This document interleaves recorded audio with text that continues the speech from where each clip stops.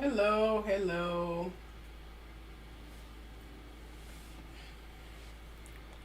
Can you guys hear me in the comment section? I know I was reluctant to even go live. I was like, should I go live? Hey Dana, I'm not sure if you're in the chat room, but I gotta admit I was reluctant to go live. I was like, people already talked about this already. Will they even care? That's literally where I was standing with this whole situation.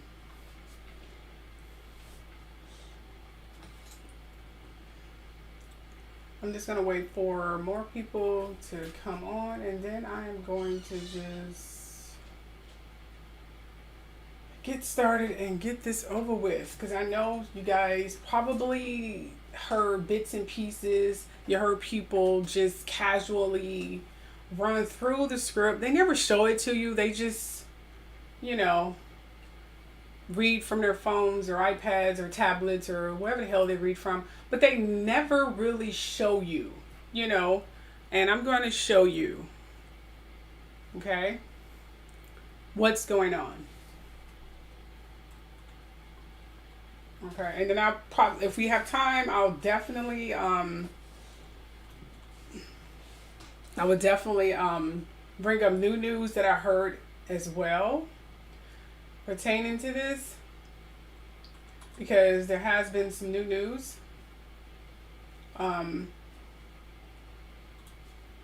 regarding this particular situation.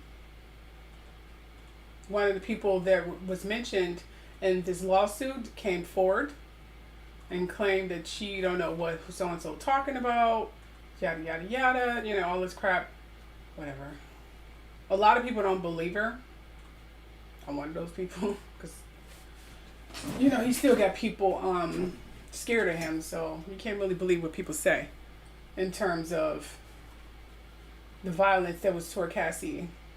That's why I wish they take away the statute of limitations. I really do wish they take that away for domestic violence, because it's not benefiting anyone at all. Anyway, so let me just start here. Okay, as you can see, it's Dawn Angelique Richard, plaintiff, versus Sean Combs, Harvey Perret, Remote Productions Inc., New Remote Productions,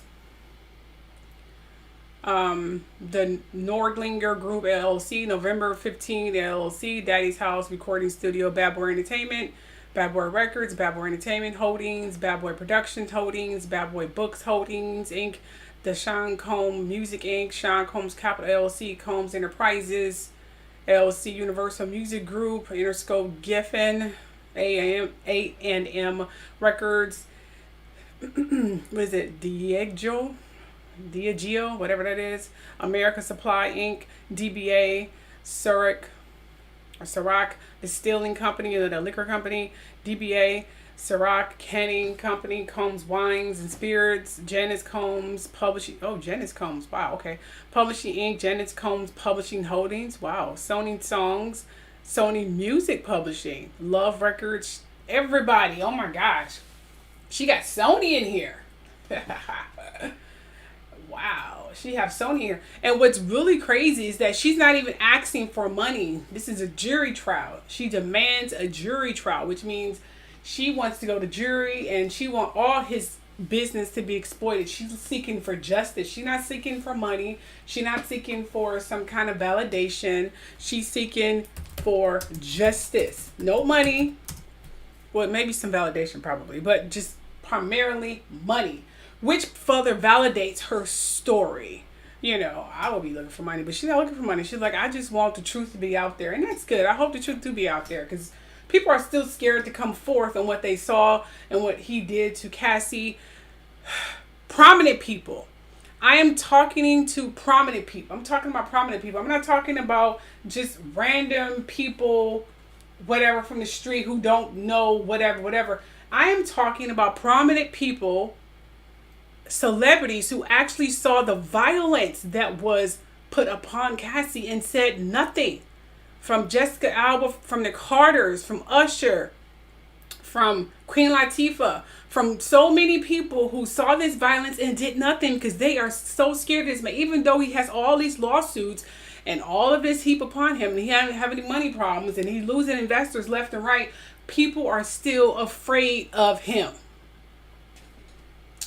Makes me question this home security raid. Was it a raid to confiscate something that can, I don't know, validate trafficking or illegal weaponing or drug harboring or whatever the heck? Or was it just to, or was this Homeland Security ordered by billionaire companies that's listed in the defendant, which is Sony, is a billionaire company, okay? I believe she had, that's the Universal Music on here? I didn't see it on here. But Sony is a $1 billion company. Sony is partnership with every freaking company in America. Okay, they can afford to call John Blaho from John Blaho, who's the head of John Blaho in Miami, Los Angeles, and New York, to say, I need you to do this raid and confiscate all his stuff. Because if this get out, we are all upped. So I wonder if was this raid a cover up or was it to actually catch him? Because let's face it, he's still roaming free.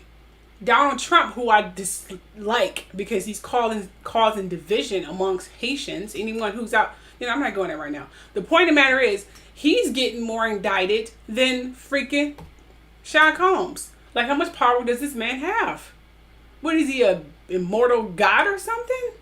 Y'all put R. Kelly in jail with no evidence, just hearsay from a bunch of girls who used to date him. Bill Cosby had no evidence at all. Y'all have to make up some evidence, some surprise witness that so happened to be in the midst of statute of limitations before that right now. She just so happened to come out of the goddamn blue. And he had to spend a few years in jail. I mean, come on now. Seriously? But Sean Combs is roaming free. He up in Miami, living it up and everything. I mean, come on now. This is ridiculous. But anyway, let's move on here. Okay. Harvey Harvey. It says here, plaintiff Dawn Angelique Richard, Miss Richard, by and through her attorneys, the Bloom Firm, and I'm assuming it's IP Legal Studio LLC, brings this action against defendants.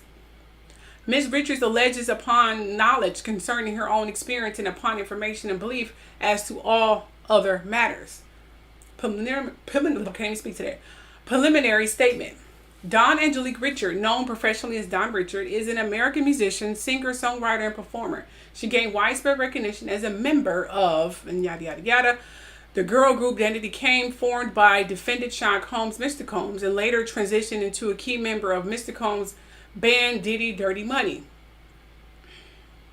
Defendant Sean Combs, a once celebrated hip-hop mogul popularly known by his stage name Puff Daddy, Puff, and so on and so forth with his different names, to fame in the late 1990s and became a powerful, enduring figure in the music and entertainment industry.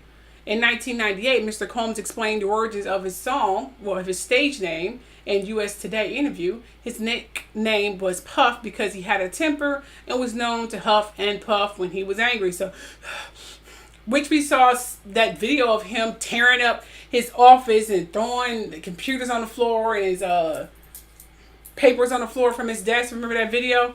Yeah, so he got a tendency to huff and puff like a freaking toddler or little baby who don't get their way. So they just huff and puff and, and blow your house down. Just like a little baby or a little toddler or a little kid. Because that's what he is. He does what he wants when he wants, because he's the gods of our gods, kings of our kings. And so far, I'm starting to believe that because he is still free. Now, over the decades following his rise to fame, Mr. Combs' star-studded larger-than-life persona overshadowed his vicious temper and pervasive acts of violence directed towards those in his inner circle, specifically women. So he was primarily known to heap violence on women. Not so much men, women. Only time he heap violence on men if he have a bunch of his homeboys and he have extra security that can pretty much take the heap of the violence for him, which means they're strapping. Or if he strapped himself. In other words, he has to have some kind of protection in order to defend himself with a man, which means there's probably a possible chance he probably won't stand up to a man. Just saying. I'm talking about man, full-blown fist, no guns, or your little circle of peeps just Let's duke this out, dude. I don't think he have the guts. He got to have his crew. He got to have his guns. He got to have his money. You know, a lot of people who are weak use their money as a way to make them look powerful, because apparently they're not powerful within or true nature. The money makes them look good and powerful. But what happens when you take away the money? You find out who your true friends are. Okay? So far, it seems like Jay-Z is his true friend, and Usher. I'm just saying. Usher should be shameful. Anyway, so Mr. Combs' namesake temper frequently manifested in physical violence. Mr. Combs regularly hurled objects in fits of rage, often throwing items such as mobile phones, laptops, food, and studio equipment across the room or at people. On numerous occasions, Ms. Richard witnessed Mr. Combs brutally beat his girlfriend, Miss Cassandra, Cassie Ventura, Miss Ventura. His persistent abuse included choking and strangling Miss Ventura, striking her with his hands with objects, slapping her, punching her, and throwing items at her, including a scalding hot pan. Okay. And we already seen a little bit of that in that little brutal, violent video that we saw in the hotel. So this girl, well, this young lady, is giving us another incident where he was throwing. So apparently, this poor Cassie, she was just a big punching bag for him. A big punching bag, a big release bag, or whatever sinful thing that he wanted to do. He just heaped it out on her. If you wanted an orgy, come on, Cassie, let's do this. If you want to beat the fuck out of somebody, come on, Cassie, let me beat the heck out of you. Just, oh gosh, this is so sad. But all of that beating and all of that turmoil that this girl had to endure, she still came out on top. She's still beautiful. I'm sure she's still talented. She's married with kids and happy. See, true people who are true, genuine, and innocence, and are the chosen ones. What I'm noticing, the chosen ones are the ones who get the most harm heaped upon them. They go through the most tormenting, the most torture, rape, beaten, misuse, all of it. Because they're the chosen ones. But you can never break them. You can try breaking them in all forms of torture, but you can never break them. They can always come out on top. They might not come on top financially, but you would never see all the hurt and pain that this girl endured if you look at her now. Because you can't break the chosen one. You know, and I'm glad she's happy right now, because, you know, I had to, before receiving this, you know, I was going through my things, but after receiving it, I wanted to come on right away and do it. You know, go ahead and read it. But I told my daughter, and I was like, I have to mentally prepare myself, because this is bringing back memories. And when I read stuff, I read it, you know, from a director perspective, from an actress perspective, from an impact perspective. So I'm visualizing, I'm mentally going through it. So it's very draining after I read it. I don't read it as some stoic person, just reading it. On many occasions, Ms. Richard tried to intervene, offer Mrs. Ventura support and encouragement to leave Mr. Combs. Each time Mr. Combs learned, so emotionless. Okay, I'll get bored and put down the phone. I can't do that. I'm sorry. You guys know me. I could do that and just get through this sucker and be like, deuces, and I'm out. But I'm not going to do that. That's not my style. You guys should know that by now. Despite the freaking hackers. They can kiss my ass or burn to death. Now, so, an encouragement to leave Mr. Combs each time. Mr. Combs learned of her efforts to help Miss Ventura and became enraged. So apparently this young lady wanted to help, you know, Cassie to leave, which I heard several people tried to do. But you understand, Cassie got with Sean Combs when she was just 19 years old. Okay. And he was much older than her. And as I said in the last, you know, reading of the lawsuit with Cassie, and I was very informative and animated and stuff like that, she saw him as a boss, a father, and her boyfriend. So she had the loyalty that she would have as a father, okay, and of course a boss, but the sexual and stuff like that as a boyfriend.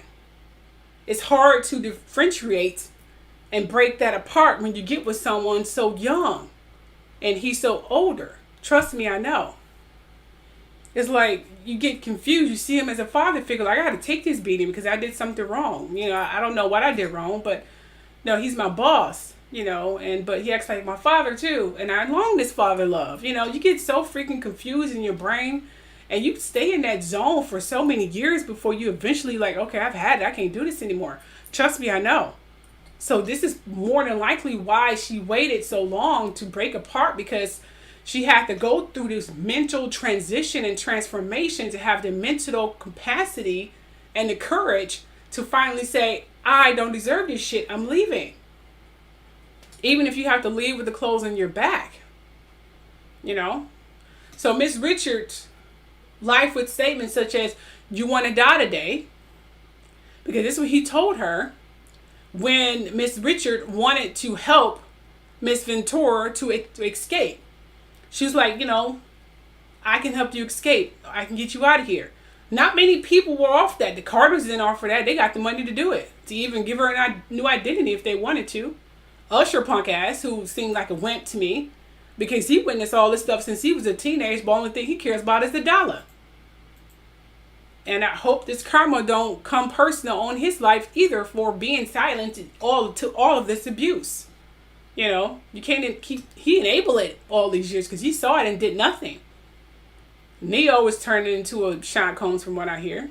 So all I'm saying is that she, among few, offered a refuge and escape to all of this torture. Which is what I'm saying here. And this is the response that Sean Combs gave her. You want to die today? I make N go missing and I end people. So he threatened her like, you want to die today? I make N go missing and I end people. Okay, that probably took her back. Compounding Mr. Combs' violent acts and death threats, he flagrantly exploited Miss Richards' musical talent as a singer and writer without withholding her rightful earnings, stealing her copyright works, subjecting her to years in inhumane working conditions, which including groping, assault, false imprisonment, among other violations, which means Sean Combs has no respect for women. Him and Donald Trump should be best friends. They should really get together and have a cigar or something, because they will really, hit it off. So for nearly a decade, Mr. Combs manipulated Miss Richards with the mantras that submission to his depraved demands was necessary for career advancement, instilling in her the belief that such abuse and exploitation were required to be a female artist. Like, if you want to be a female artist, you have to take all this abuse. The assault, all of this darkness, and for you to survive in the music industry, you have to put out by any means necessary. This is what he teaches. He made being an artist or becoming an artist, whether you're a rapper or singer, a fucking nightmare. Some people got on drugs. Some people killed themselves. Some people came up missing because he was the primary source to becoming someone in the music industry. You want to become someone, you have to get with it. He tried to hook up with Michael Jackson. Michael Jackson was like, no, some things about him. And next thing you know, we hear Michael Jackson is dead. And some of his people is caught in the middle of Michael Jackson's death.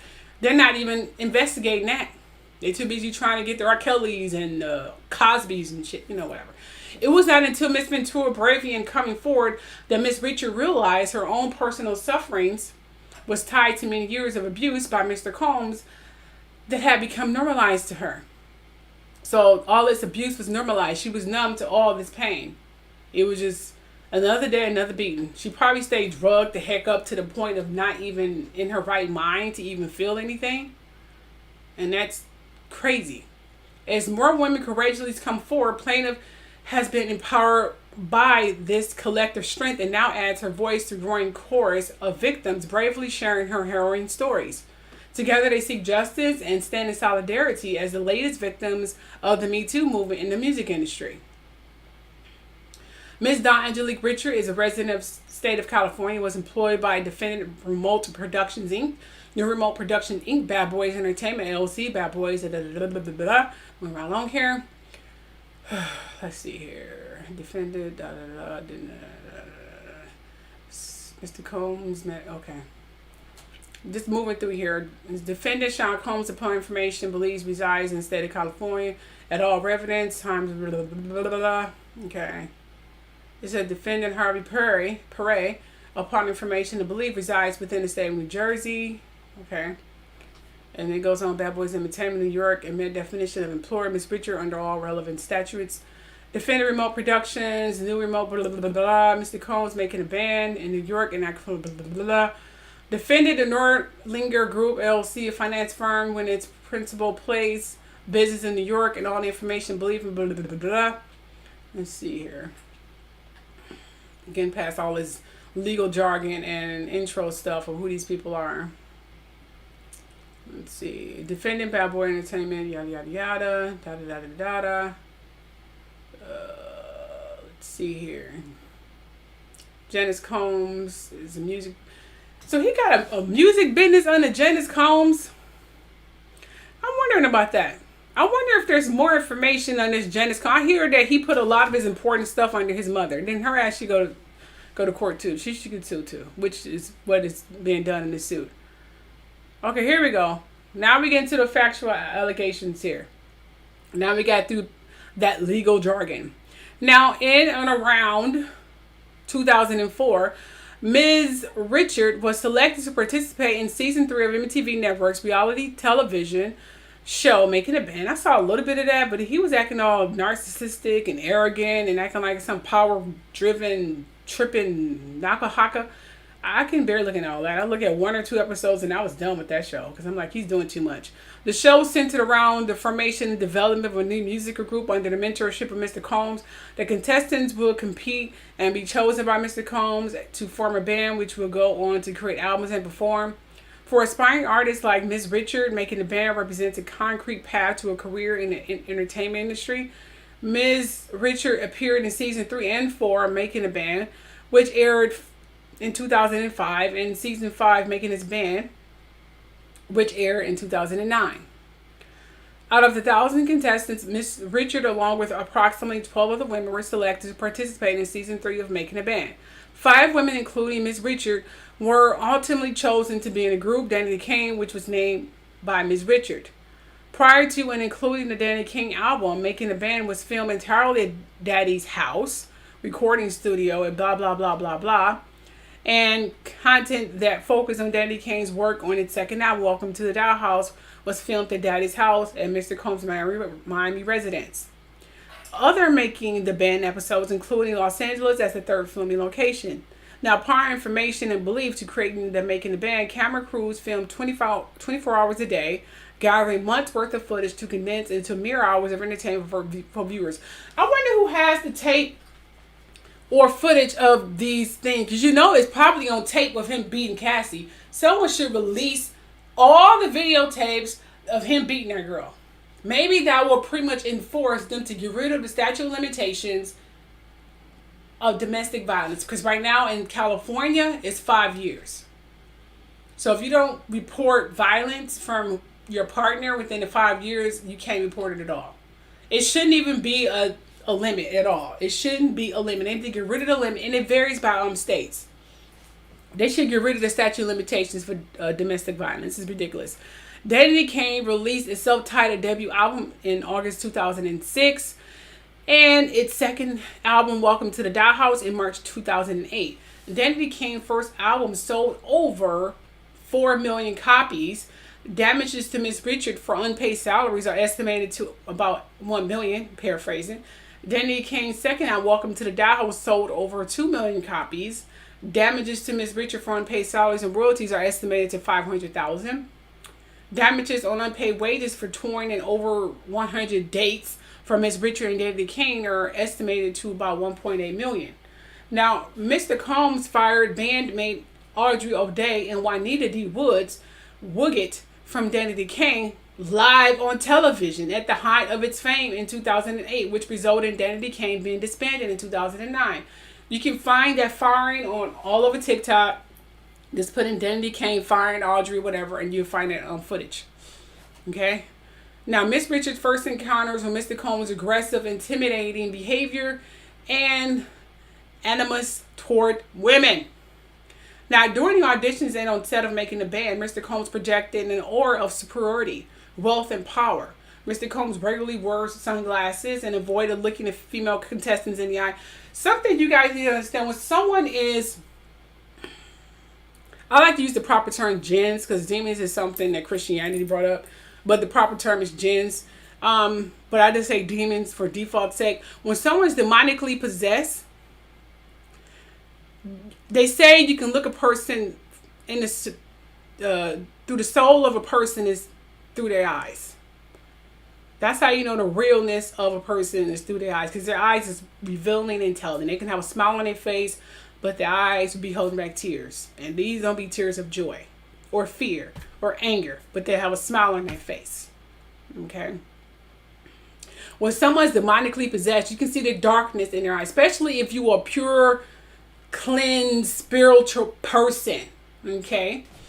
You can see these things, but if you harboring demons yourself, you're not going to be able to detect other people who are demonically possessed because you're one of them. They say you could. I mean, you can recognize your kind. You probably feel real comfortable around this person. You probably know this person is dirty and it don't bother you. That could be another way as well to know that they're evil spirited. But people who are demonically possessed or darkness in their soul, they don't like to be looked into the eye. Just like when you saw Kamala trying to make eye contact and shake Trump's hand, he shook her hand, but he never looked her in the eye. She looked him dead in the eye, and he looked away. Okay. So people who are evilly spirited, if you want to know if they're evilly spirited, look them in the eye. If they get angry when you look them in the eye, that means they feel exposed. They get angry. They get irate. They get fidgety because they don't like being exposed. They don't like you seeing their true nature. Okay. I don't give a damn. I was taught to look people in the eye. If you don't like it, tough. Okay. So he don't like looking people in the eye because he's generally a dark person, contributing to an atmosphere of uncertainty and intimidation, especially toward women. He has no respect for women. Women are beneath him. He's the gods of our gods, kings of our kings, and women are nothing but fun bags and to be used and abused and thrown away, to be preyed upon, not nurtured, but to be preyed upon. That's how you see women.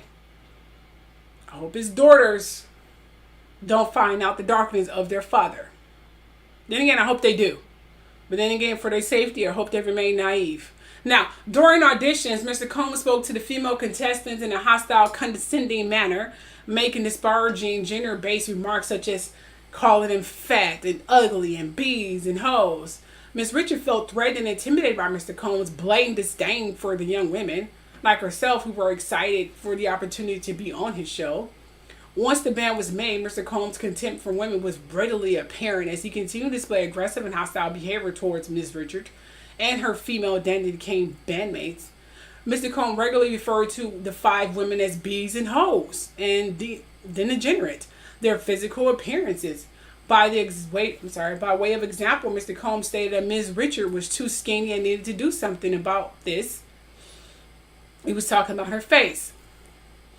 But considering the unbearable living conditions and he barely fed them, of course you're going to get skinny. You know, when they're wrong. On occasion or in around 2005, during the first season of Making the Band 3, Ms. Richard observed Mr. Combs' ex-partner and the mother of 3 of his children, Kim Porter, leaving this. This is what I'm wondering why people didn't bring this up. Even people who read it on other social media accounts didn't read this. I read this on my last live show. It says here, the ex-partner and the mother of 3 of his children, Kim Porter, leaving Mr. Combs' recording studio in tears with visible facial injuries. This is Kim Porter. Okay? People reading all of the harm against Cassie Ventura, but I have yet to hear anyone mention this. I looked at TikTok videos, doing anything in my possible power to not read this. I was like, I just send him, a bunch of videos and whatnot and make a little, video come alive or something and just post it, Of course, I'll be broadcasting and give other people praise, but, it is what it is. But everyone was just piggybacking off of everybody.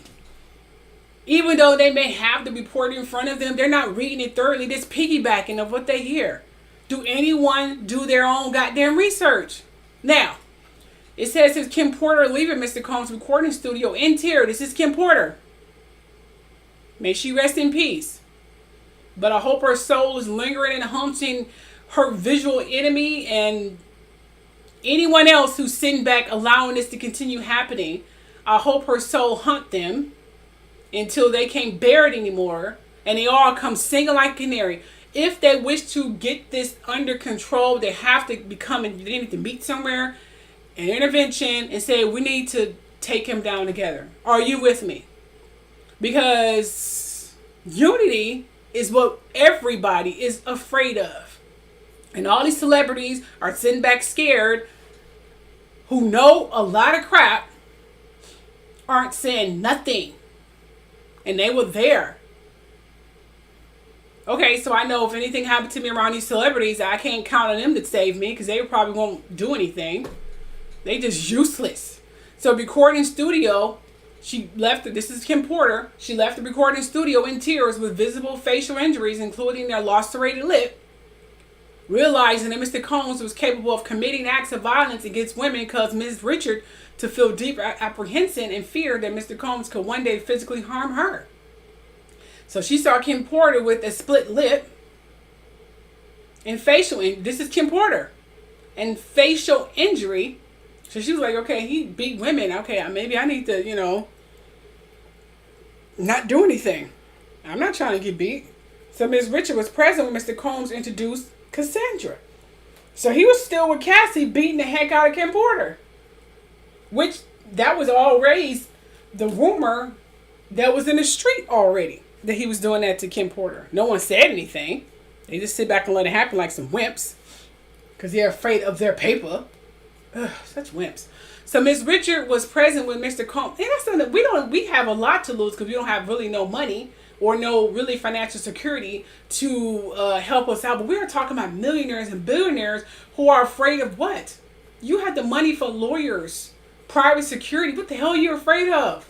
At least you have the money to protect yourself. We don't have that. But we're more braver than you are. What does that say? So Miss Richard was present when Mr. Combs were introduced to Cassandra. So yes, he was still with Cassie, still beating the heck out of Kim Porter. Ventura for the first time in and around 2006. The moment Mr. Combs first saw Miss Ventura, his demeanor noticeably shifted. Mr. Combs positioned himself directly in front of Miss Ventura's seat, invading her personal space, and fixated on her with an intense, unyielding stare, isolating her from the other people in the room, including Miss Ventura, then boyfriend, music producer Ryan Lee. So he was stalking her like a predator. Like, I gotta have her. He wanted her badly, which Cassie pretty much said, and other people pretty much said. This was already confirmed. She just giving you more insight put on the fact that Sean Combs was literally stalking this girl and cornered her. He wanted her like a freaking prey, or like a dog or a wolf, stalking his prey. 30-something-year-old man stalking a 19-year-old girl. Okay. He wasn't looking to, this to be my girl. He was looking exactly what he turned her into. His slave and punch bag, personal punch bag. That's what he was looking. If I can get a young girl, I can control her better. It's easy to control her. I mean, I know people who've done that. I mean, look at Jay-Z. You get them young, you can train them to whatever you want them to train them to. Get rid of their father, isolate them, make them think they're the boss. They would never leave you. Ever. Well, I guess that didn't happen with Cassie. But anyway, took 10 years to do it, but you get what I'm saying. So coincidentally, the first meeting between Mr. Combs and Miss Ventura was the first time that Miss Richard was in Mr. Combs' presence without a camera crew filming. Observing Mr. Combs' behavior in such intimidating, predatory, I just said that, manner, the first time that they were off camera, Miss Richard felt deeply apprehensive and afraid of him. Like, he is crazy. So she saw this behavior then.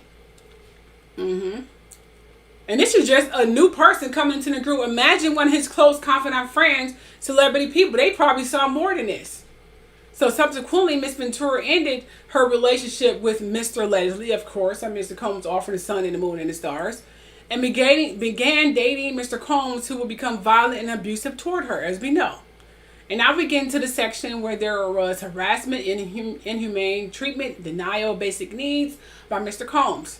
Now, from the majority of Miss Richards' tenure as a member of Danity Kane and Diddy, Dirty Money, Mr. Combs required her to remain at his various residence and studios in New York, Los Angeles, Florida, and New Jersey for activities such as recording, rehearsing, dressing, preparing costumes, and exercising. Now, throughout the productions of Making a Band 3 and 4, Mr. Combs deprived Miss Richard and Danny Kane bandmates of basic needs such as adequate food and sleep. Because remember, he was doing a lot of drugs at the time, so he probably didn't sleep. He was so high on drugs and liquor and whatever else he could put in his system, so he probably had all the energy in the world. Meanwhile, these girls are just normal girls using basic organic substances to stay afloat, to stay energized and stay focused. But he's high on whatever he's high on. Okay, I heard he's been doing drugs since Biggie days. So when Miss Richard or her Danny Kane bandmates requested meals or rest, Mr. Combs refused and chastised them with derogatory comments like, "You bees don't want this," or "Y'all are not hungry enough, and I'm paying you bees to work," like a slave owner. This demeaning behavior gradually undermined Miss Richard's confidence and contributed significantly to her growing feelings of insecurity and fear of reprisal from Mr. Combs. Now, upon information and belief, Mr. Combs will regularly be awake for prolonged periods of time because he was high on drugs. I just said that.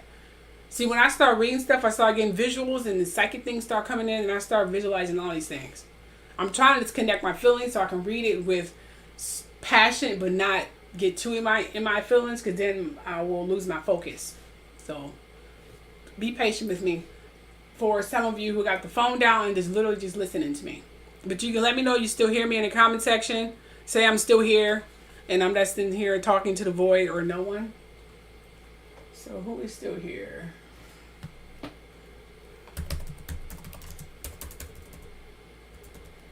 Oop, hold on, what am I doing?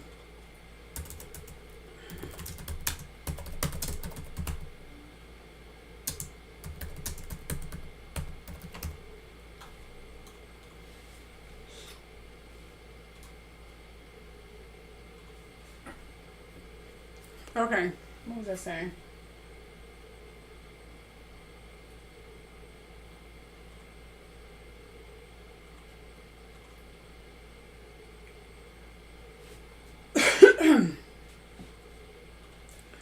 All right, hold on, I'm just gonna make sure I have this.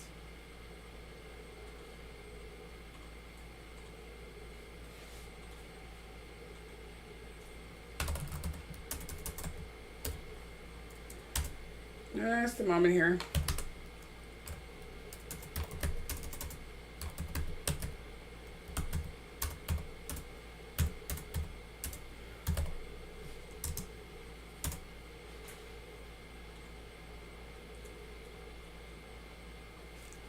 All right, let me just move on here. Okay, so upon information and believe Mr. Combs will regularly be awake, blah, blah, blah, blah.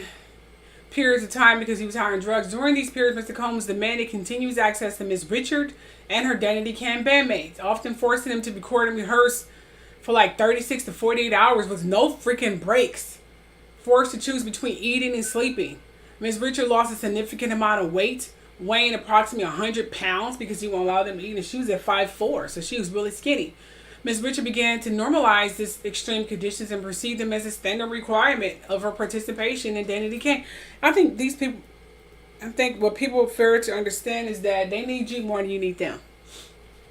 Even though at this time, he was acting like he was the gods of our gods and kings of our kings.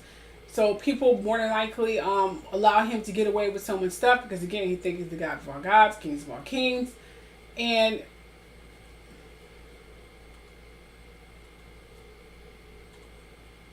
feel like nothing can stop him. That's what he pretty much feel. So she was pretty skinny. Now, Mr. Combs regularly sent his associates to wake Miss Richard and Danny Kane and her and Danny Kane bandmates in overnight hours so he could watch them rehearse. The regularity of these disturbances led Miss Richard to adapt by sleeping in a sitting position, fully dressed and with makeup on, heightening her anxiety. Over time, this abnormal sleep arrangement came to feel like routine, further normalizing Mr. Combs' invasive demands. This is not normal.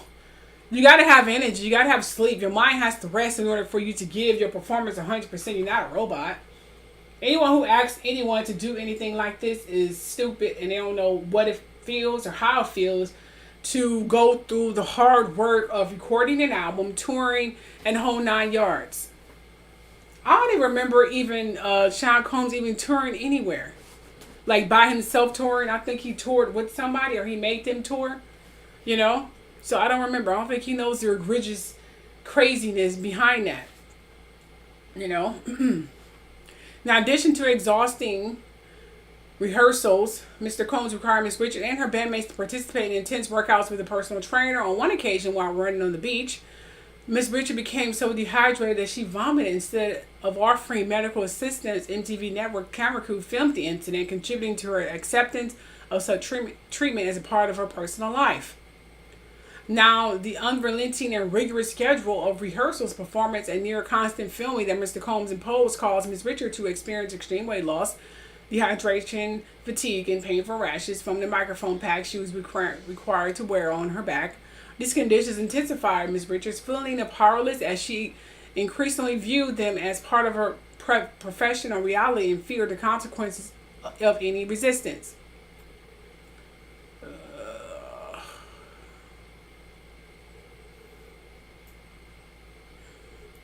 See if I can get the voice to read it. In a further assertion of power and dominance, Mr. Combs insisted on holding meetings while dressed only in his underwear. On one occasion in 2008 at his Miami residence, Mr. Combs emailed Ms. Richard directing her to meet him in the living room. When she arrived, he was wearing only his underwear. Ms. Richard asked Mr. Combs, refused, stating, "This is my fucking house." Mr. Combs then conducted a meeting lasting approximately an hour while dressed in his underwear, causing Ms. Richard to feel violated and embarrassed, and amplifying her feelings of powerlessness. 11. Case 124CV06848 KPF Document 2 filed September 10, 2024, page 12 of 55. 54. Following the official Danity Kane breakup in early 2009 effectuated by Mr. Combs, Ms. Richard experienced significant financial hardship, with no prospective opportunities for employment within the entertainment field. Ms. Richard spent several months traveling from Baltimore to Daddy's House recording studio in New York. Without pay or allocated budget, Mr. Combs promised that Ms. Richards' compositions would result in payment of license fees and royalties pursuant to her contract with Bad Boy Records. However, no such compensation was ever reported or paid to Ms. Richard. Damages relative to these continuing copyright infringements will be proved at trial. IV. Diddy. Dirty Money. Ms. Richard experiences Mr. Combs' gender-based physical violence, criminal acts, sexual assault, threats, and intimidation. 55. By approximately the fall of 2009, many of Ms. Richards' compositions had been recorded by other Bad Boy Records artists. Due to the success of her compositions, Ms. Richard was invited to meet with musical artist Kalina Harper, Ms. Harper, and shortly thereafter Mr. Combs, Ms. Richard and Ms. Harper formed a new group, Diddy, Dirty Money. 56. Initial recording for Diddy, Dirty Money's album Last Train to Paris took place in Mr. Combs' home on Doheny Drive in Los Angeles, California. On the first day of recording, Ms. Richard and Ms. Harper arrived at Mr. Combs' home and waited in the kitchen, where Mr. Combs' girlfriend, Ms. Ventura, was frying eggs for him. 57. Ms. Richard observed Mr. Combs come down the stairs looking high on drugs, enter the kitchen, approach Ms. Ventura, and scream, "I've been asking you for my shit. I can't stand you, bitch. You never do it. Right." Mr. Combs pushed Ms. Ventura against the wall and choked her, then picked up the scalding hot pan of eggs and threw it at her, causing her to fall to the ground in a fetal position. Cursing and screaming, Mr. Combs dragged Ms. Ventura up the stairs. 12. Case 124CV06848 KPF Document 2 filed September 10, 2024, page 13 of 55. Frozen in shock and terror, Miss Richard heard glass shattering, crashing, and banging noises as Mr. Combs dragged Miss Ventura up the stairs. Miss Richard wanted to intervene and help Miss Ventura, but Miss Harper adamantly refused to interfere in Mr. Combs' relationship. Not surprised. And physically led Miss Richard out of the residence. Terrified and shaken, Miss Richard returned to her hotel where she was unable to sleep due to worrying about Miss Ventura and her own safety. The following day, Miss Richard received a call demanding that she return to Mr. Combs' residence to continue recording. Mr. Combs brought Miss Richard and Miss Harper into the recording room in his studio, locked the door, dimmed the lights, and gave them each of them flowers. Oh my gosh, this is crazy. Why do predators do this? This is crazy. I don't understand why they do this. They beat the heck out of you and try to soften you up with gifts. Oh my gosh, some serious Ike Turner crap. Anyway, locked the door, dimmed the lights, and gave them each flower. Mr. Combs went on at length stating, this is normal. This is just a lover's argument where no one was hurt. This is what love is. I'm giving you an opportunity. If you want to make it, you shut your mouth. If you say anything, there will be consequences. Mr. Combs further warned that people end up missing, which is true.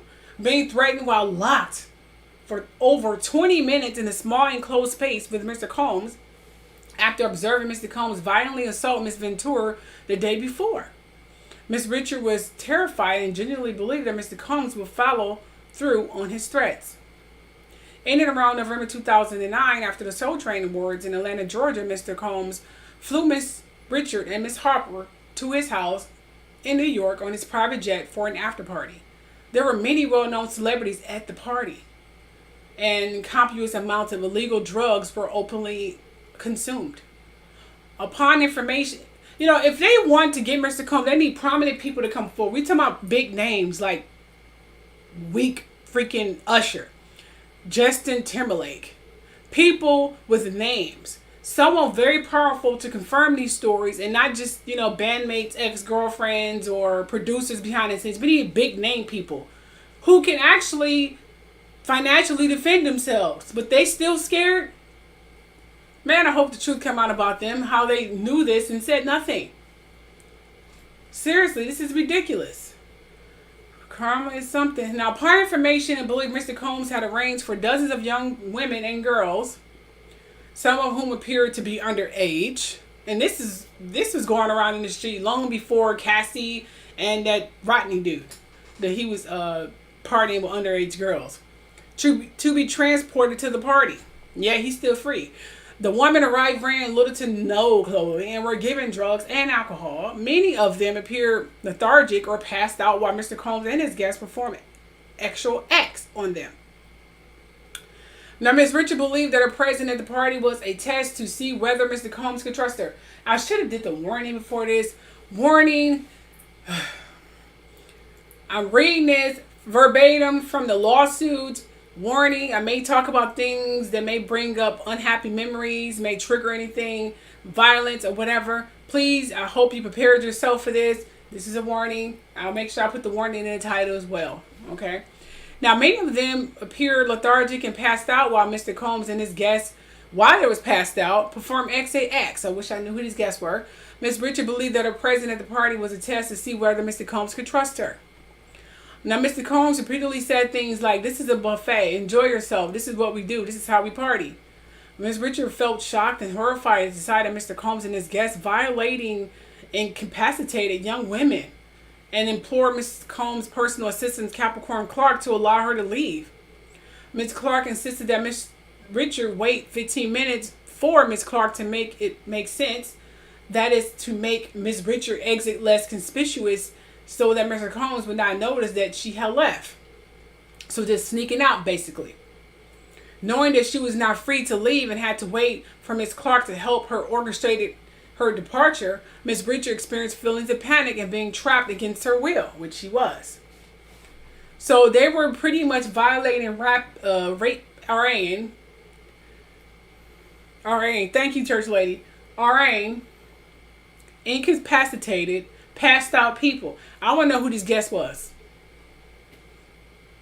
some cops, FBI, high, whatever, since y'all, Trump, maybe Trump supporters, start leaking stuff about Mr. Combs. I want to see videos. Just start leaking them right now. We can use the distraction from Donald Trump and his crazy crap. I'm trying to put all attention on Haitians. Distract us with leaked videos of this stuff. Send it to TMZ. No, I don't know about TMZ. Send it to these other news blogs that doesn't have the, you know what I'm saying. I dare you.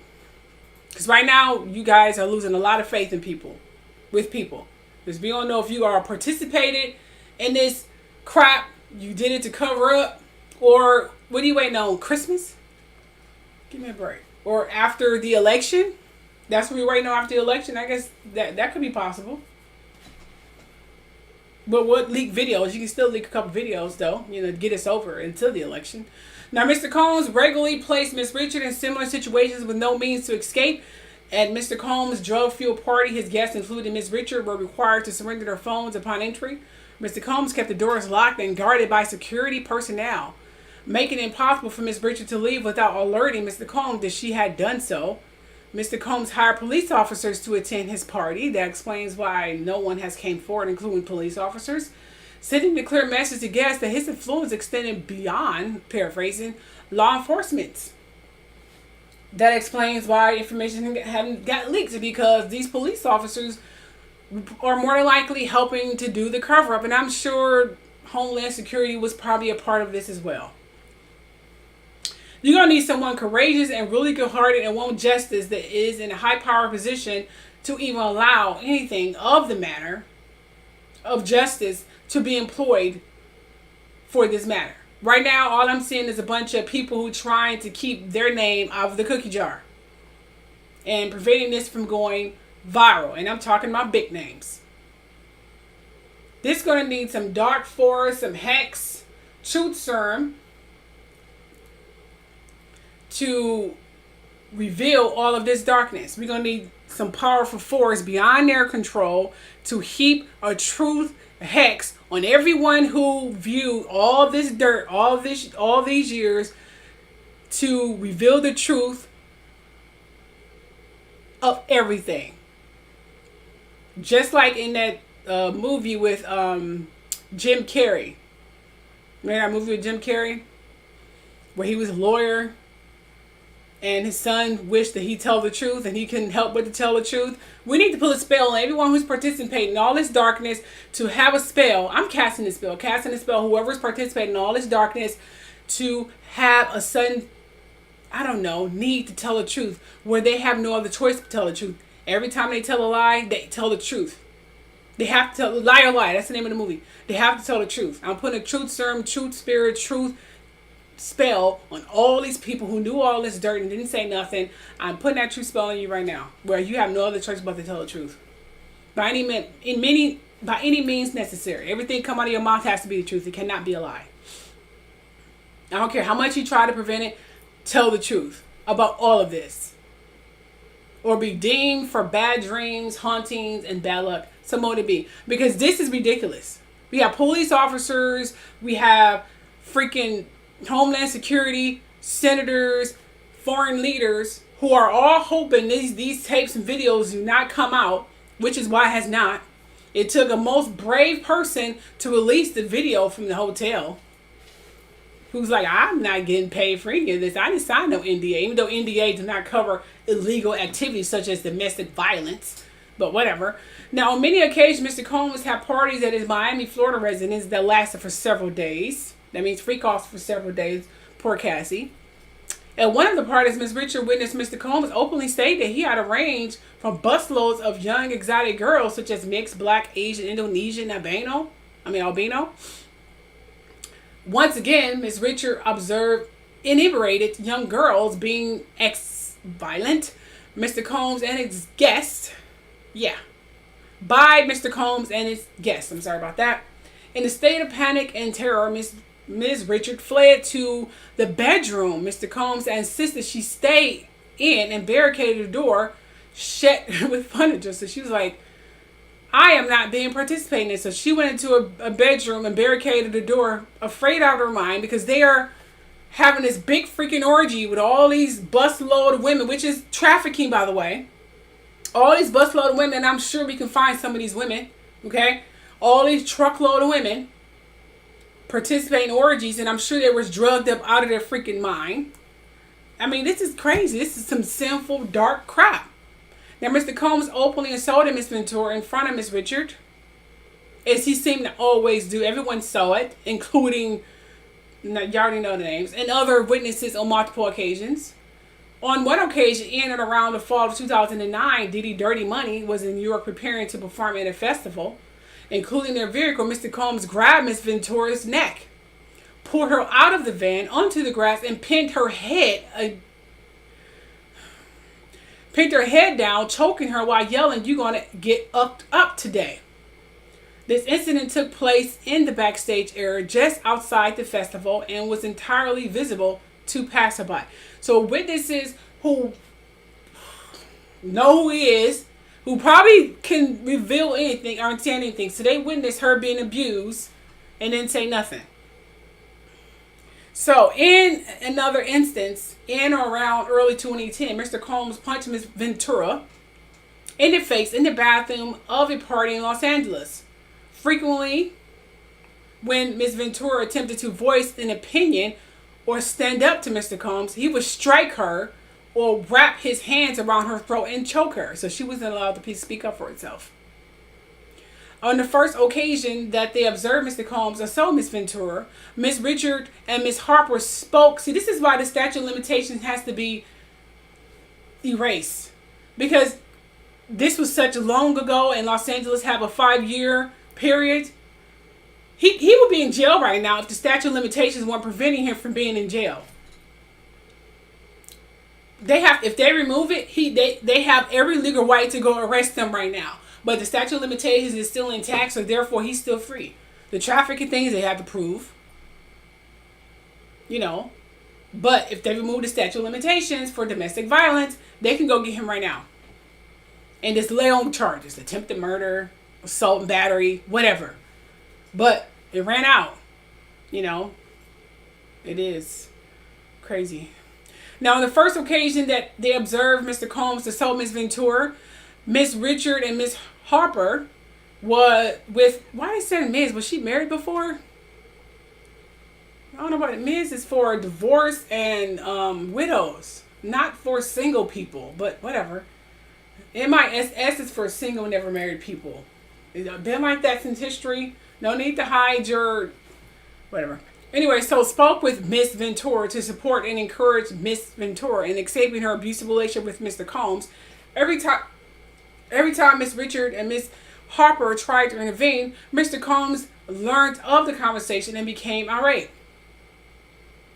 Mr. Combs screamed at the woman, "Y'all bees don't get in my relationship. Don't tell my bee in Ventura what she needs to be doing. Just make money up, whatever. Up. I end artists." He always said he end people. I end artists. I shelve careers. Man, he was feeling himself. He needs to be made of example. People who got money can make an example out of him. Seriously. Just wimps. They want to go after people like me. People who have no power. I mean, how you going to call yourself a boss, but you go after weak people? Once you go after someone who's up to your level, then you can be determined as a strong individual. Right now, you weak because you try to blacklist me and I'm a nobody right now. You could be missing. You bees want to die today, among other threats, I'm sure. Now beginning to Interscope enable Mr. Combs' gender-motivated violence. So Interscope Records enable it along with all these other celebrity people. In and around late 2009 or early 2010, Bad Boy Entertainment, Bad Boy entered an agreement with Interscope, Geffen, the AM, blah, blah, blah, blah. Upon information to believe Bad Boy was paid Bad Boy was paid $50 million in exchange for Bad Boy's future releases being distributed through Interscope. In so doing, Mr. Combs intended to capitalize on Interscope's significant resources and enhance the promotion and sales of Bad Boy's releases, including Diddy's Dirty Money upcoming album. Well, Dirty Money is definitely an operative label for everything he owns. Then the weeks and months leading to the Bad Boys Interscope deal, Mr. Combs had frequent meetings. The producer and then CEO of Interscope's Records, Jimmy Iovine, on one such occasion, Combs hosted a dinner at West Hollywood California restaurant which Miss Ventura and Miss Harper were required to attend. Now, among the guests at the dinner were celebrities like Neo, Usher, as well as Mr. Iovine. Now, at the dinner, Mr. Combs and Miss Ventura had an argument, as they seem to always have, and I'm sure he made an example out of her, as you always do, because he has some respect for women. And Usher, I'm losing total respect for Usher. Usher he's such a disgrace at all. And I was rooting for him to be, I don't know, praised and stuff, but I wonder if that should be taken away for the fact that he's too quiet and too stupid.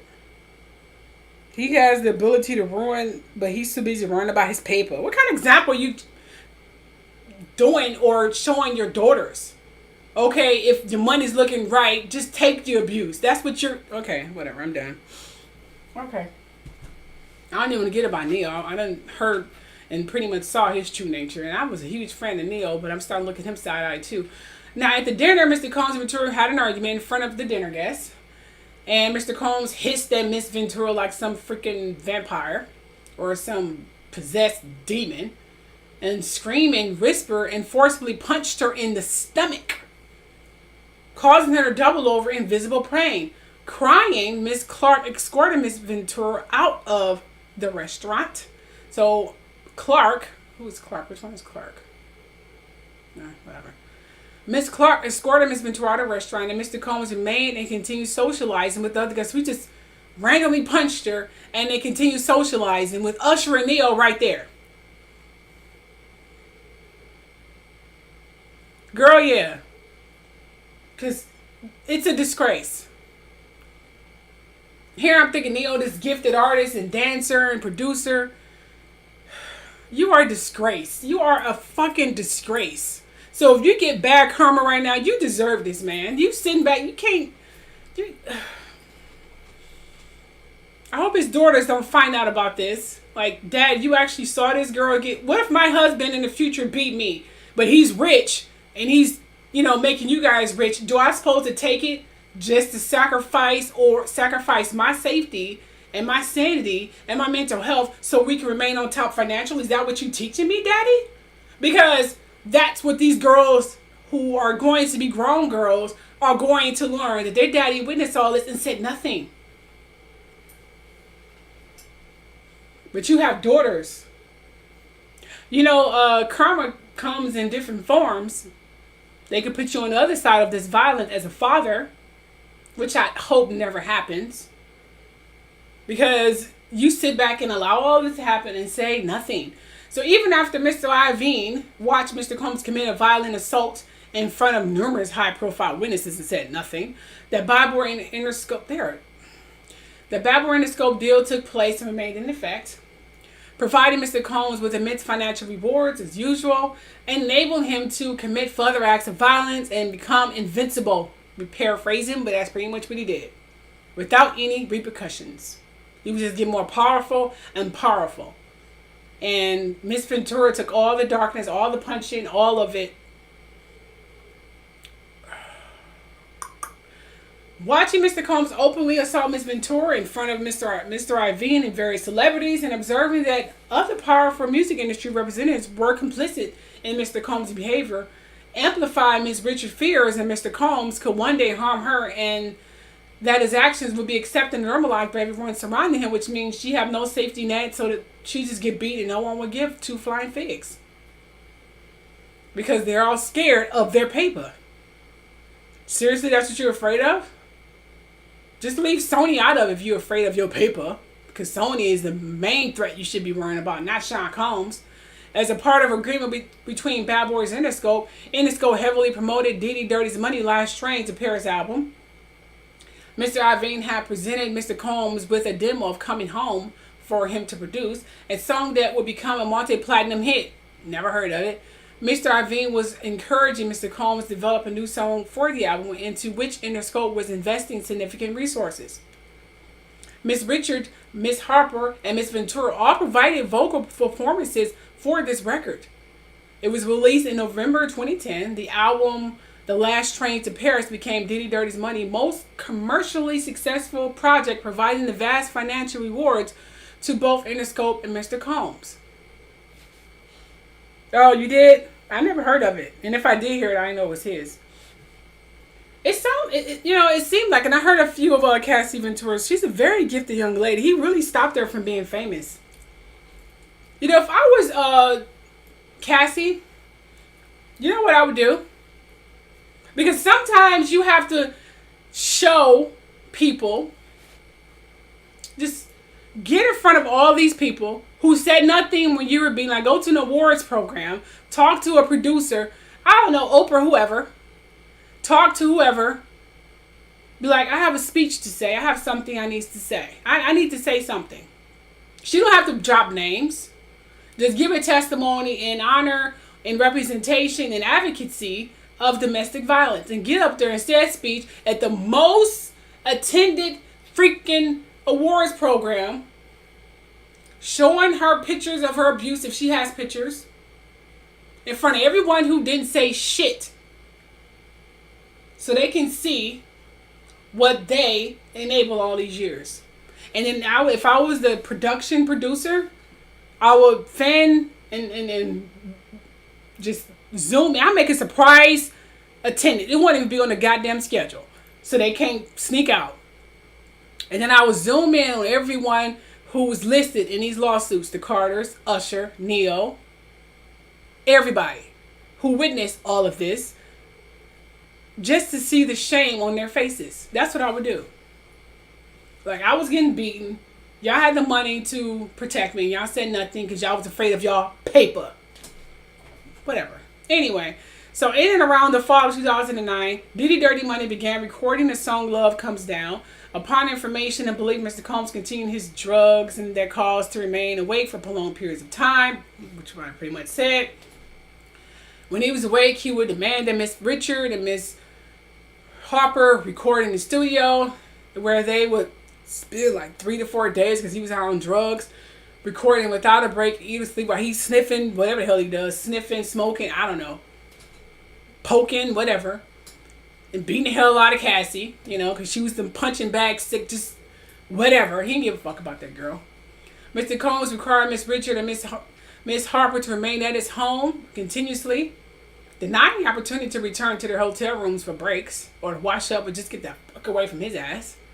So the degree of control Mr. Combs exercised over Miss Richard's daily life and basic needs exacerbated the significant power and imbalance and threatening atmosphere that ensured Miss Richard compliance with his demands. So Mr. Combs regularly left the studio and required Miss Richard and Miss Harper to stay and write verses to songs. Occasionally, Miss Richard tried to leave to get something to eat or to get to her hotel. Whenever Miss Richard tried to leave, Mr. Combs would call and demand, "Where the heck are you?" And we have an album to make. Like, she wasn't even allowed to leave just to breathe or just, to eat, hell. Shit. To take a nap. He just said, "Where are you?" Man, he's evil. Mr. Combs frequently made threats, especially if they asked for food or rest, stating, "You are a bee. I don't want to see your ucking face. He said the same phrase, "I make ears go missing and I make things go away." You know, somebody need to do this to him. Make him go away. Each time, Miss Richard returned to the studio immediately, believing that Mr. Combs was capable of following through with his threats. Mr. Combs criticized Mr. Can you speak? I'm getting confused. I'm not getting confused. I'm actually getting tired of reading this because I'm too emotional right now. I'm trying to remain sane. So confused. So bear with me, people. I need a moment. To meditate. Just give me a second here. I might just end this live show, honestly, because this is getting too brutal and I'm starting to get visuals now. Just give me a moment here. Let me get some water.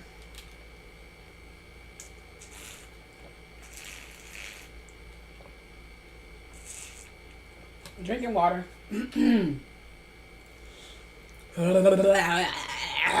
Okay. I'm good. Okay. Mr. Combs criticized Miss Richard for being too skinny, yet denied her request for food and demanded that she drink only peanut butter shakes. Mr. Combs had full meals prepared by a chef and ate them in front of Miss Richard and Miss Harper, never offering them a damn thing. So this little arrogant bully had a chef who I'm sure he paid well, maybe not. He probably scared the chef half to death too. That he could have paid these people, he could have fed these people decent food so they can have the nourishment and substance to continue.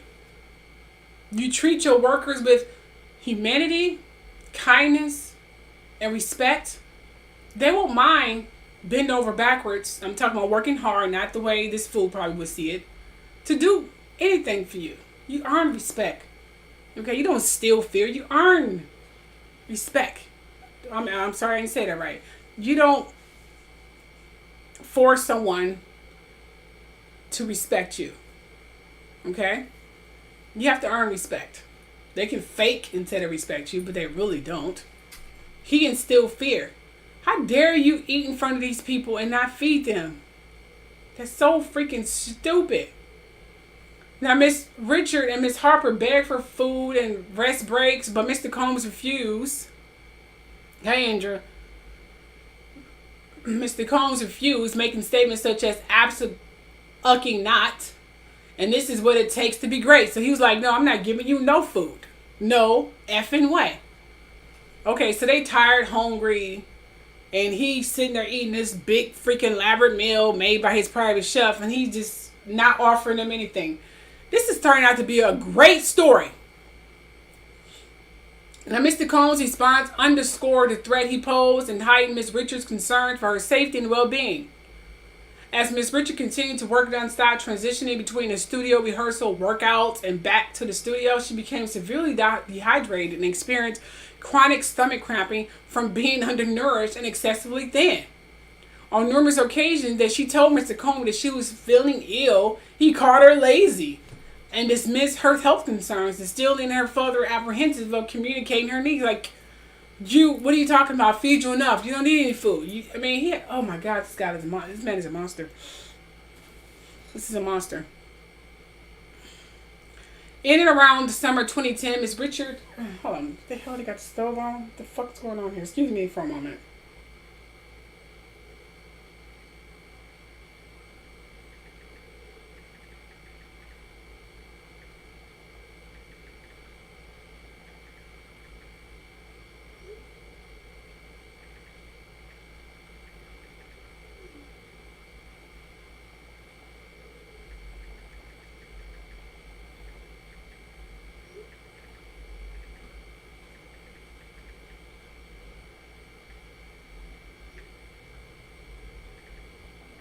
Just a moment, you guys.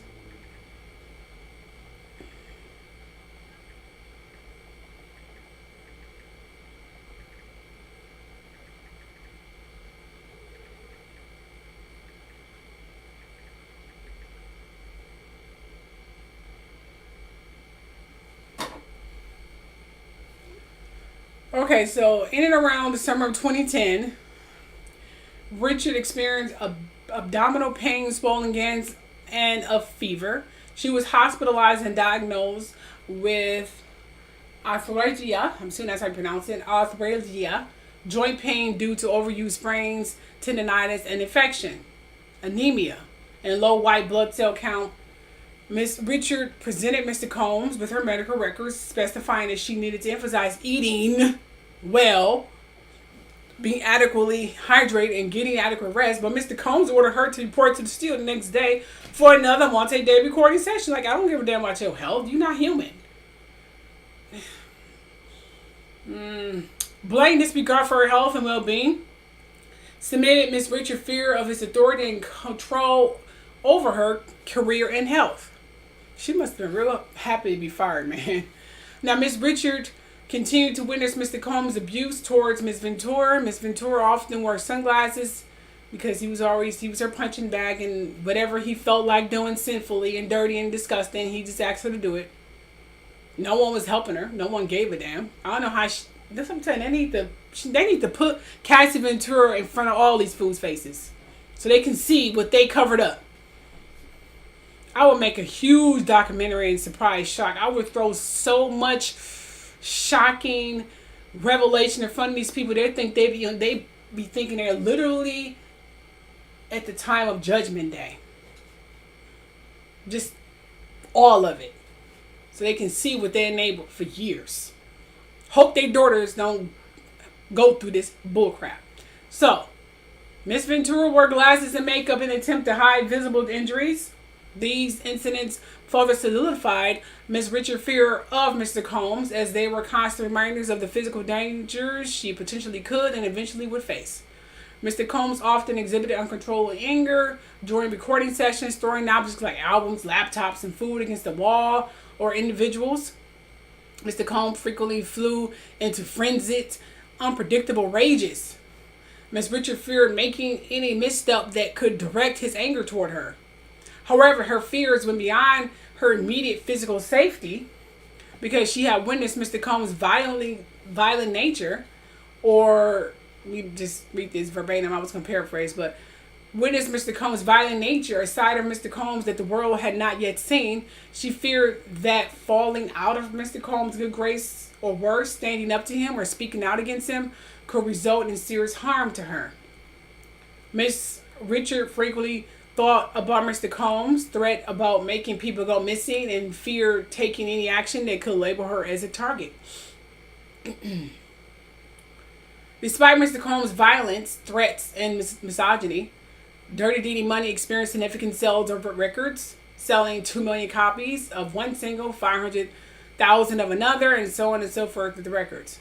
Ms. Richards' unpaid touring wages are estimated over $350,000 for touring dates within the United States alone. And then beginning the Ciroc Diddy Beats non-payment. In and around summer 2009, Ms. Richard and Ms. Harper were required by Mr. Combs to perform as part of the Diddy Dirty Money attend numerous promotion events, including late or overnight parties, all of which were under contract between Mr. Combs and Ciroc Vodka, or between Mr. Combs and Diddy Beats, pursuant to the Bad Boys Interscope record deal. Ms. Richard was never compensated for extra time she spent vilifying Mr. Combs' promotional contracts. It seems like he has a history of not paying people. You know, he give you this tormenting and just crazy environment where you're getting beaten. Well, someone getting beaten. You're witnessing all this egregious, horrific behavior. And then on top of that, he make you participate in illegal things so he can have some leverage over you. And then on top of that, he don't even pay you. Seriously. This is crazy. So he didn't pay her, Miss Harper, for these appearances, other than just $5,000 each on a handful of occasions. Mr. Combs' ongoing explanation withholding compensation was that their appearances were a requirement for the tour. Additionally, Ms. Richard was required to appear and to promote Diddy Beats through parties, albums, songs, and videos. Over time, Mr. Combs was paid $6.25 million for Ciroc shows that Ms. Richard was required to attend. Following each show, Ms. Richard and Ms. Harper approached Mr. Combs to inquire that there is insufficient and sporadic payments. Mr. Combs routinely responded with statements such as, "You bees are ungrateful and you don't want this." Ms. Richard estimated losses from Ciroc campaign promotions totaling at least $1.562 million, $500,000. Upon information, or $500, sorry about that. Upon information and belief, Mr. Combs received an advance on Diddy Beats for Ms. Richard received no compensation. And then we get into the Mr. Combs essay and assault Ms. Richard. Now, between approximately 2009 and 2011, throughout Diddy's Dirty Money recording process, rehearsals, and performances, Mr. Combs repeatedly ordered Ms. Richard to strip down to her underwear. He frequently referred to her as a bee and whore, and made demeaning remarks about her body, alternatively calling her lazy, fat, ugly, and skinny, though she weighed like 100 pounds, particularly in front of friends, producers, and bodyguards. He had no respect for women. Mr. Combs frequently held meetings with Miss Richards wearing only his underwear, despite Miss Richards' protests and repeated requests for him to put on clothing. I heard about that too, that he was always walking around naked, he didn't care. Even in front of his mom. In response, Mr. Combs called her a being and whore and reminded her that she should be grateful for the opportunity here, like she can't go anywhere else. Often while they're recording in the studio, Mr. Combs would hold parties where he would invite young men and women who were often scantily dressed and appear underage to use drugs and engage in sex acts. Ms. Richard observed Mr. Combs and his colleagues kissing and groping and inappropriately touching young women. Upon information and belief, the participants often left the immediate area to have sex and returned shortly thereafter. On numerous occasions between 2009 and 2011, under the guise of preparing for performances, Mr. Combs would intrude into Miss Richard's change room in Daddy's house, unannounced, while Miss Richard was undressed, because he was the king of kings and gods of all gods. He can do whatever the hell he wants. And so far, he's been getting away with everything. Even though a female stylist was present, assisting Miss Richard with her wardrobe, Mr. Combs would grope Miss Richard's body, including her bare buttocks, her chest, area near her boobies, with no legitimate purpose and without Miss Richard's consent. Mr. Combs caressed her buttocks to show the stylist where he wanted her high waist panties positioned and attempted to touch her boobies. Claimed to show the stylist where he wanted her bra straps to go. Like, you can just say it. Mr. Combs would enter the change room. Miss Richard would cover her chest with her hands to prevent Mr. Combs from seeing her boobies or touching her boobies. When Mr. Combs would touch her body, Miss Richard would attempt to swat his hands away and state, "Don't touch me." Wow. He's a monster. Mr. Combs frequently smacked Miss Richard's bare buttocks and often comment on her body, noting that although she was skinny, she had a buttocks. But he just called her fat, whatever. Ignoring her visible communicated discomfort, Mr. Combs persisted and continued to intrude with Miss Richard in the dressing room. Continued to touch her boobies and her booty and all this in front of the stylist who did nothing. While he continued to smack her boobies and her butts. And the stylist, and as usual, people around her say nothing.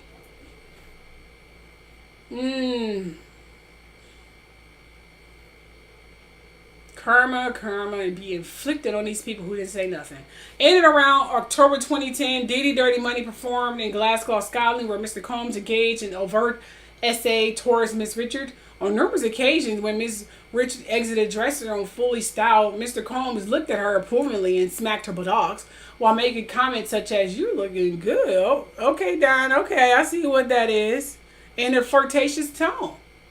Each time Miss Richard moved away and asked him not to touch her, Mr. Combs disregarded her protest. Oh, he would have got smacked by me too. And I wouldn't be fighting fair. I'd be throwing chairs, whatever. They'd have to pull me off of him. Fight fair with this crazy demonic ass man. You can't fight fair with him. On the last night in Glasgow, Miss Richard witnessed Mr. Combs and several other male gang banging. Get this bug out here. Mr. Combs' female assistant at the hotel pool. Miss Richard immediately left and went to her hotel room. On the other flight back to the United States the next day, Miss Richard asked Mr. Combs where his assistant was. Mr. Combs replied, "I don't give a bluck where that bee is." Okay, so she asked where the assistant was. He said, "I don't give a crap," because he has no respect for women. I swear, him and Trump they should be best friends, really, because they have a lot in common. He said he don't give a flying pluck where that bee is. Okay, Miss Richard later learned that Mr. Combs had taken his assistant's passport with him to the United States, leaving the assistant stranded in the United Kingdom. So he has an assistant. Remember, he has no respect for women at all. At all. They went to UK, and to prevent her from traveling, he took her passport. Remember, he's the kings of our kings, gods of our gods, and no one could do anything without his say-so.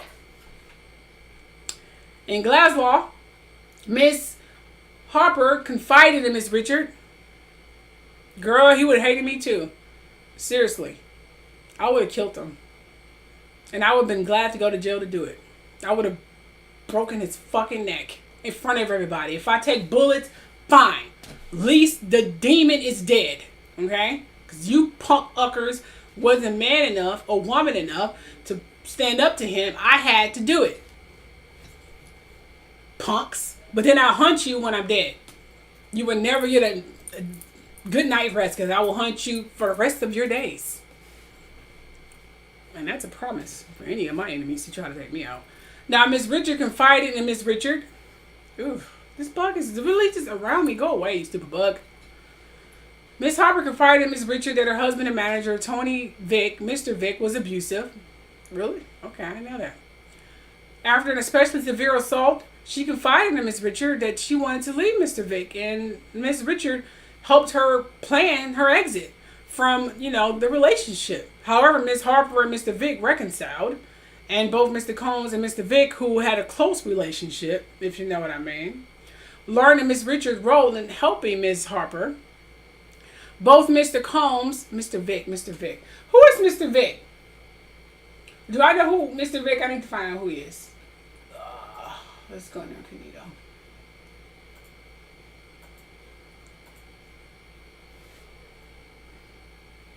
Hold on, I want to see who Mr. Vick is.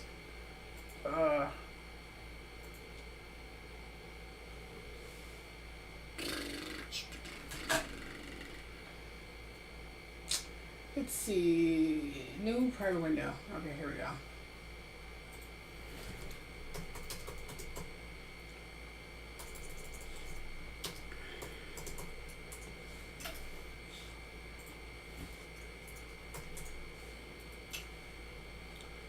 Oh, the football player. Oh, Mr. Vick is a football player. Ooh. Okay.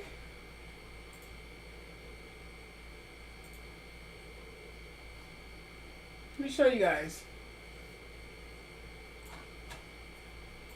You guys see? See, Mr. Vick is the football player.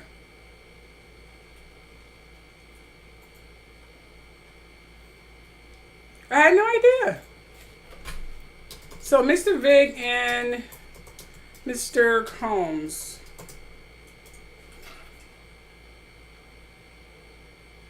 I guess I should put Sean Combs on here. Ooh, learn how to spell.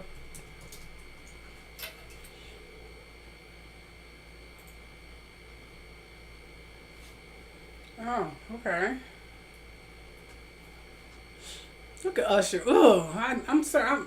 Usher. I have no respect for Usher anymore. He's. I'm done with him. He's a disgrace. Let's see here.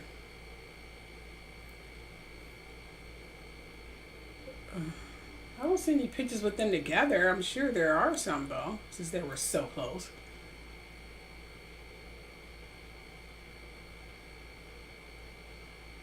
Oh wow, look at that. Okay, get back to the thing now. Sorry, I got sidetracked. Okay.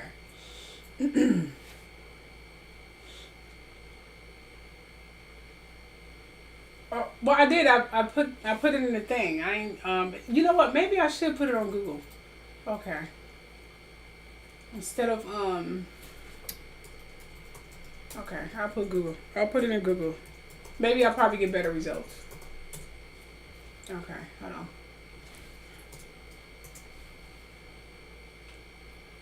Oop, I don't want your videos. No, I still got the same result. I got more pictures on the other one than this one, so. Oh well, it is what it is. Okay. Anyway, my red long hair. Okay, so Mr. Vick, who's the football player, became noticeably distrustful of Miss Richard, which exacerbated her fears of harm and reprisal. When Mr. Combs would require his dirty money bandmates to stay at his residence in Miami, Miss Richard would barricade herself inside her room at night, placing heavy furniture against the door because she feared being harmed in her sleep. I don't blame her. I would have done the same thing. In and around late 2010, Miss Richard, Miss Harper, Miss Ventura were in Mr. Combs' Los Angeles home, and when Mr. Combs stated, "I want to gift you 8 itties for Christmas," seriously, that's what he's gifting them, Mr. Combs reached out and cupped Miss Richards' boobies without her permission and stated, "You're an A and I'm thinking a D." God, he has no respect for women. Miss Richards recoiled in shock and left the room like, what the hell, really? Through the above mentioned time period when Miss Richards resisted, Mr. Combs' advances, Mr. Combs retaliated by denying her singing parts in songs. Like, you don't do what I say, I'm going to pretty much blacklist you. Moving her from songs, refusing to allow her to sing in performances, and turning her microphone off during performances to make her look bad. Ooh. Come on, karma, come on, karma. The more Miss Richards rebuffed his advances, the more Mr. Combs' retaliatory, behavior increased. So the more she resisted and said no, he retaliated and do some dirty, devious stuff because he's a dirty, devious hukutaka shaka. Remember, he's the king of our kings, gods of our gods, and everyone has to listen to him. Now, Mr. Combs assaulted and falsifying imprisons Miss Richards. In and around December 2010, you remember Christmas seemed to be his most dark moment. He get the darkest around Christmas, it seemed. He don't celebrate like normal people. He turned into a huge jinn/demon possessed by a gazillion demons, apparently. So was preparing for an upcoming performance on Saturday Night Live. As usual, rehearsals lasted for days without the opportunity to eat or rest. And the rehearsal schedule was unpredictable. After waiting all day for Mr. Combs to call or send a car, Ms. Richards received a phone call from Mr. Combs demanding, "Where are you bees? You bees don't want this. Y'all don't deserve to have someone pick you up. Get a cab." Seriously? Oh, he's a jerk. Ms. Richards and Miss Harper immediately took a taxi to Sir Studios, anxious because Mr. Combs sounded enraged, like he'd sound nice in any moment. He seemed to be always pissed off. Upon their arrival at Sir Studios, Mr. Combs and Harper were waiting for them in the lobby. Mr. Combs screams obscenities at them. Where you bees? You bees don't want to win. You don't want this. I'm so tired of y'all. Seriously? Ms. Richards noticed that people in the lobby were reacting to Mr. Combs' tirade. Embarrassed, Ms. Richards asked Mr. Combs to stop spraying and calling them bees in front of everyone. Mr. Combs' facial expression shifted as he stepped towards Ms. Richards, as he do because he has no respect for women, raised his arm and swung his fist toward her face, believing that Mr. Combs was going to hit her. Ms. Richards braced for the impact. Oh, please. I would have ducked the impact and hit him in the balls. Seriously, I would not embrace no impact. He would have hit the wall or something. Just saying. Before Mr. Combs could strike her, Mr. Combs' bodyguard grabbed her, escorted her out of the studio, and forced her into Bad Boys Records Bentley that was parked outside. Miss Harper ran after Miss Richards and Mr. Combs. Bodyguard closed and locked the Bentley doors with both women inside. Oh, God, he protected her. The bodyguard protected her. Wow. I'm sure he paid for that. How can you be a bodyguard and see this stuff? Where's the moral and integrity? Some people thinking this is sad. I can't take this anymore. I can't work under these conditions because they respect women. Is someone embracing to feel like I want to be just like him, or someone become oblivious Usher because his paper? Oh, boy, I can't wait. Inside this vehicle, Miss Richards realized there were no interior doors handles and that they were locked inside with no way to escape. Miss Richards' belongings were in the studio, but she was able to call her father from Miss Harper's cell phone. Miss Richards relayed to her father what had happened and that she needed help and feared that she would go missing. Moments later, Mr. Combs' bodyguard removed only Miss Harper from the Bentley, leaving Miss Richards locked in the car alone for 2 hours. Miss Richards screamed as loudly as she could, but no one responded. She didn't know that the bodyguard was preventing her from getting beaten. He pulled her away from getting beaten. She took it as she was being captivated. I can understand her having this kind of mind frame, but he was protecting her. I'm sure he wasn't ordered to grab her. He did this to protect her from getting beaten because, Mr. Combs would have beat the hell out of her in front of the gas and then paid whoever in charge of security to make her go away. So the bodyguard actually saved her life. Like, I'm leaving you locked in this car until he calmed down. He probably got huge repercussions after that. I'm sure. So she screamed loudly as she can, but no one responded. It was late in the evening, in the winter time. The windows were heavily tinted, and the interior of the car was dark except for faint interior lights. Miss Richards' belongings and rental coat were in the studio, while the ignition was off and there was no heat. With Mr. Combs' prior threats and violence running through her mind, Miss Richards felt sheer panic and terror and feelings of claustrophobia at being locked in a small, dark, enclosed space with no way to communicate or call for help. She began to feel cold and fear for her life, not knowing when or if she will be released. Miss Richards' father drove to New York from Baltimore and arrived at the studio approximately 2 hours later. Only after her father arrived and demanded her and Dr. Perret order Mr. Combs' bodyguard to release Miss Richards from the vehicle. Mr. Perret ushered Miss Richards' father between several rooms at Surf Studios where he waited for approximately 2 hours. I'm starting to get slurred and tired from reading all this. I'm about to stop in a minute. Waited for approximately 2 hours before being able to confront Mr. Combs. Once Miss Richards' father expressed that he intended to contact police, Mr. Combs warned him to think about your family. So he's threatened him again. Like, think about your family. Think about your daughter's career. Her father appeared visibly frightened by Mr. Combs' threats and actions, which in turn made Miss Richards feel terrified for herself and her family's safety, because he was like, I'll kill your family. That's basically what he was saying. I'll kill your family and your daughter's career. Because he had cops on his back pocket, FBI agents in his back pocket, congressmen, I'm sure, in his back pocket. All it took was someone brave to just break his fucking neck and call it a day. No one would cared. That's all it took. Just a quick walk behind him. That's it. Sit up. Just do it in the middle of a party. And then sit him on a thing with some liquor. No one would even know. But whatever. That's just my interpretation of this. Anyway. I'm going to speed this along. And he said, I'm going to end it here. Subsequently called Miss Richard, complimented her performance, included with the threat, you don't call your dad unless you're in the hospital. So he threatened her for calling her father. You don't call your dad unless you're in the hospital. Like, who you think you are? I'm your daddy now. Basically, that's what he was saying. And then it gets into the breach of contract, and then it goes through the charges and all the stuff she produced. You know, these are all the stuff that she performed, produced, helped write, all of this stuff that she was not compensated for. Are we even freaking surprised that she wasn't compensated for any of these things? No, we are not, because he has a history of not paying anybody and threatening them with their life and their family lives if they ever talk. I am done because I'm getting tired. So I'm done. I hope this is up to your liking. This is a very emotional thing here. Now, in referencing to this, someone did speak out, I believe. The bandmate, I believe, spoke out. I forgot her name, but she spoke out. And she denied everything. She was like, I didn't witness nothing. It's on the Shade Room. You can find it in the Shade Room. Let's see if I can find it.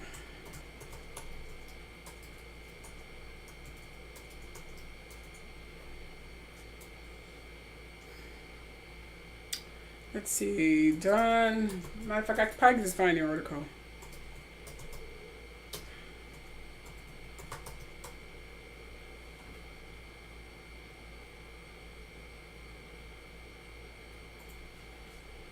Okay, so Don Richards.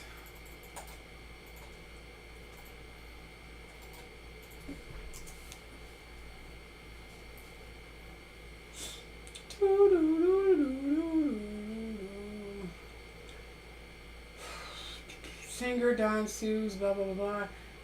Where's that band? What's her name again?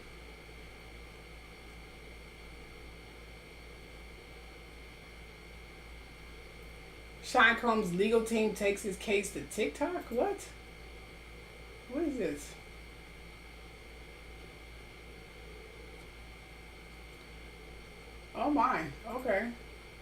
good for him. Anyway, I can't find it. I don't have the desire to anyway. So, in other words, Sean Combs is still free regardless of all these lawsuits. I mean, at least we're seeing Trump go to court for his. We have not seen nothing with Sean Combs, which means he probably have a lot of powerful people, footage of all these things, and they're probably afraid to get in trouble or become exposed. So their lawyers is telling their lawyers and trying to keep their names extricated and pretty much exempt from this case here, because they would definitely be caught up. You know what? I'm done with this entire thing because this man is becoming more invincible, and I'm tired of talking about it, because until I see some action or some leaked footage and they're removing the statute of limitations for domestic violence, I am done with this story. Thanks for those who stayed throughout the duration of this video. You guys have a wonderful day.